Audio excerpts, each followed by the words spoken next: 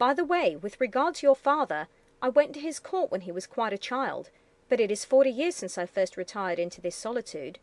Tell me a little how things are going on at court now. Are the ladies still as fond of running about?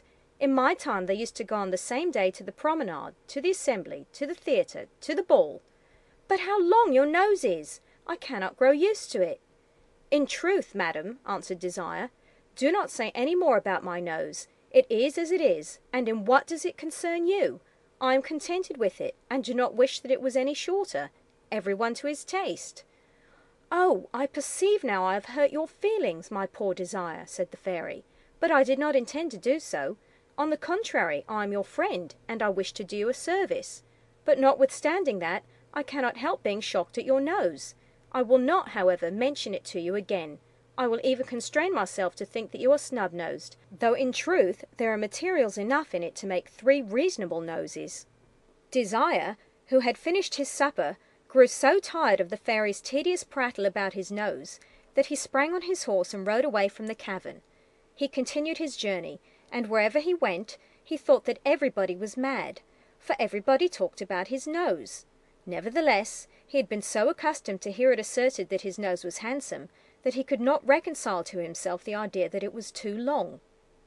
The old fairy, who wished to do him a service in spite of himself, determined to shut up Mignonetta in a crystal palace, and place this palace in the prince's road. Desire, transported with joy, strove to break it, but he could not succeed.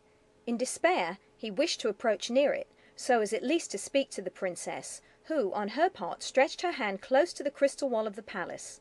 He was very anxious to kiss her hand, but turn his head which way he would, he could not place his mouth near it, his nose constantly preventing him. He then perceived for the first time its extraordinary length, and feeling all over it with his hand, "I must confess," said he, "that my nose is too large." At the moment he pronounced those words, the crystal palace vanished, and the fairy appeared leading Mignonetta by the hand, and saying, "Confess that you are greatly obliged to me. I vainly wished to speak to you about your nose, but you would never have acknowledged its defect unless it had become an obstacle to your wishes. In this way, self-love conceals from us all the defects of our minds and bodies. In vain reason endeavours to unveil them to us. We can never perceive them until the same self-love that blinds us to them finds them to be opposed to its interests." Desire, whose nose had become an ordinary nose, profited by this lesson. He married Mignonetta, and lived very happily with her to a good old age. End of Prince Desire and Princess Mignonetta.